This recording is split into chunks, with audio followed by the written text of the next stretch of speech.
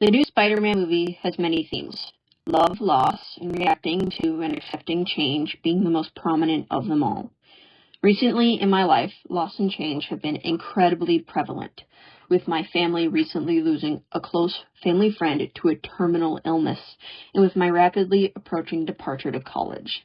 Now, more than ever, I feel like I'm standing beside Peter Parker and trying to figure out my life, with Brand New Day marking an odd and busy time in my transition from legal child to legal adult. This has led to my current hyperfixation not only being Spider-Man, but my return to my Spider-Sona, Violet Spinner. In the past, before I arrived on social media or YouTube, she was basically a self-insert Mary Sue type character, which I deeply cringe about now. This version of her was made when I was 12, a rather trying time in my life, with puberty and COVID hitting me at the same time. She has changed over the years, but I've never been truly happy with her backstory. In this video, I will be explaining the basics of Violet's origins, how her powers work, and I will be drawing her in and out of costume as her secret identity, Tabitha Tabby Daniela Parks. First of all, my Spider-Sona story will not be set in the Marvel Universe or the MCU. Due to the second season of Batman Caped Crusader coming out around the same time as Brand New Day, my hyperfixation is being split between Batman and Spider-Man. Not only that, but I feel like telling the story in the MCU timeline would be too restricting, as it is the most well-known and beloved. DC, in comparison, while having a fleshed-out animated timeline, has more flexibility because of Crisis on Infinite Earths, and because of their constant changing of the cinematic timeline, often leaving fan fiction authors to make their own Earth for DC, which is the direction I will be taking as well. Violet will still be following a Spider-Man-like writing formula, but with the DC base. It will allow for her origins to be more unique outside of the Spider-Bite.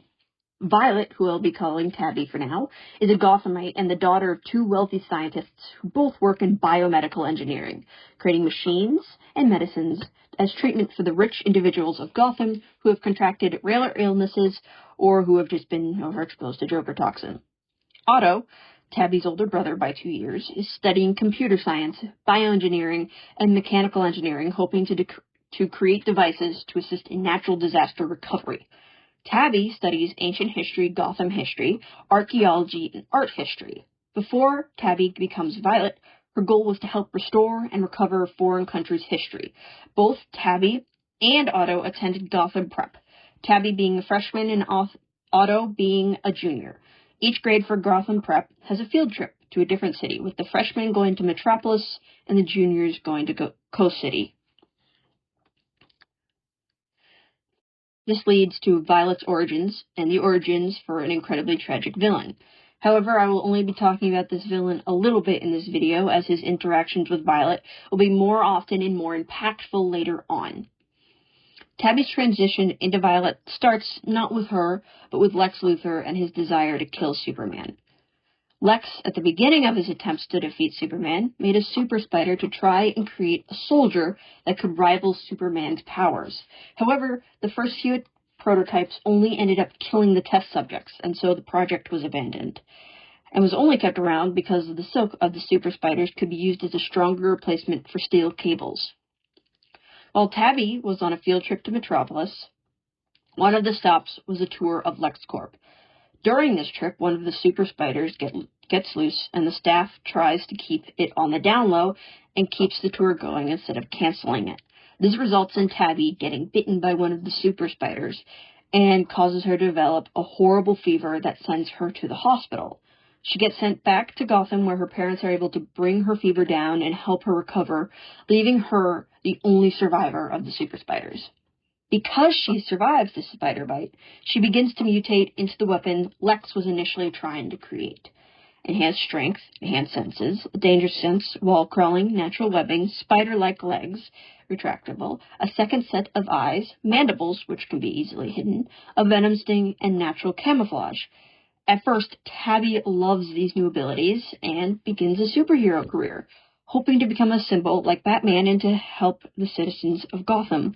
However, she quickly realizes she has no idea how to control these new powers, as after attempting to stop a mugging, she breaks the thief's spine, leaving him paralyzed from the waist down. This quickly leads me into my next point about Tabby. She's incredibly powerful, but with every character I make, I try to add a set of weaknesses to make them more balanced. I attempted to research what possible weaknesses spiders had, but all that really came up was a need for a large amount of liquid protein and a distaste for peppermint oil and citrus. Because of this lack of information, her list of physical weaknesses will be short, but I have given her emotional weaknesses and mental blocks to balance this out. Her physical weaknesses are a distaste for peppermint and citrus, of course, the need to consume 600 grams of protein a day in order to generate enough webbing for patrol. This is based off of the fact that spiders have a liquid diet and often have to consume large amounts of protein in order to create their silk. An inability to drink caffeine due to the negative effects it has on her webbing. It will cause her webbing to be watery and often brownish, which doesn't make her feel good. And the inability to use her venom sting and camouflage at the same time.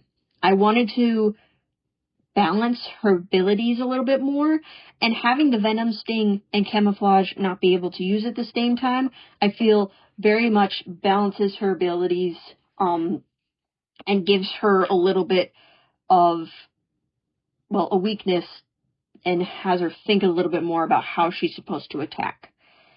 Her mental weaknesses are a short temper, a nervousness to use her full potential, high levels of anxiety that often lead to her being indecisive, a lack of scientific knowledge, as she focuses more on archaeology and art history.